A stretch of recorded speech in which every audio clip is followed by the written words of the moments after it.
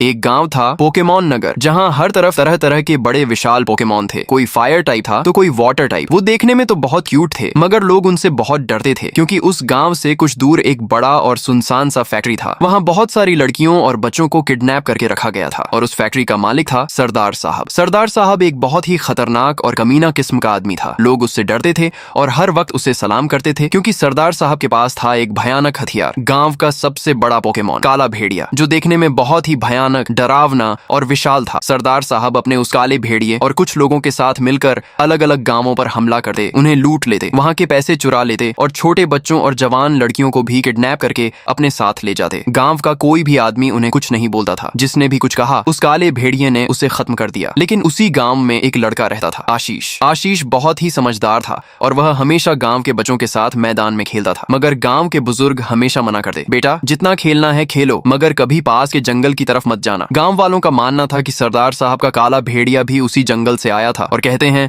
वहां और भी भूखे और खतरनाक पोकेमॉन। सारे बच्चे यह सुनते ही घबरा गए, मगर आशीष के मन में एक शानदार योजना आई। उस शाम गांव के सारे बच्चे अपने अपने घर लौट गए। आशीष की बहन ने उससे कहा, भैया शाम हो गई, जल्दी घर चलो वरना माँ डांटेगी। मगर आशीष ने धीरे से कहा, छोटी तू घर जा, मुझे आज थोड़ा जरूरी काम याद आ गया है। छोटी ये सुनते ही चुपचाप चली गई, मगर आशीष सीधा जंगल की तरफ चला गया। जब तक वह जंगल पहुंचा वहां बहुत अंधेरा हो चुका था और जंगल बहुत ही भयानक और सुनसान लग रहा था। आशीष के मन में बस एक ही सवाल था, अंदर जाएं या नहीं। तभी उसे अंदर से किसी जानवर के चिल्लाने की आवाज आई। आशीष डर गया, फिर भी धीरे से अंदर घुस गया। वहां उसने देखा एक बड़े से पिंजरे में एक विशाल लाल गोरिल्ला बंद था। आशीष ने आसपास देखा और धीरे से उसके पास गया। गोरिल्ला ने धीरे से कहा, मुझे आजाद कर दो प्लीज। आशीष ने कहा, पहले तुम मुझे यह बताओ तुम यहाँ फंसे कैसे। गोरिल्ला ने बताया, पहले इस जंगल के जानवर बहुत ही शांत और छोटे हुआ करते थे, कोई भी इंसानों को नुकसान नहीं पहुंचाता था। मगर ये बात सरदार साहब को पसंद नहीं आई। एक दिन वह अपने हवाई जहाज से आए और ऊपर से जंगल के जानवरों पर कुछ दवाई डाल दी, जिससे कुछ जानवर बहुत बड़े हो गए और उनकी बातें सुनने लगे। सरदार साहब ने मुझे बंद कर दिया और मेरे भाई को ले गया। आशीष यह सुनकर सब समझ गया और उसने उस गोरिल्ला को आजाद कर दिया। आजाद होते ही वह मुस्कुराया, शुक्रिया दोस्त। लेकिन जब दोनों बाहर निकले तो देखा बाहर भी भीड़ लगी थी। आशीष की माँ ने उससे कहा, बेटा आशीष, सरदार साहब और उसके आदमियों ने हमें मारा पीटा और छोटी को ले गए। आशीष अब गुस्से से पागल हो गया। उसने लाल गोरिल्ला से कहा, अब बात सिर्फ तेरे भाई की नहीं,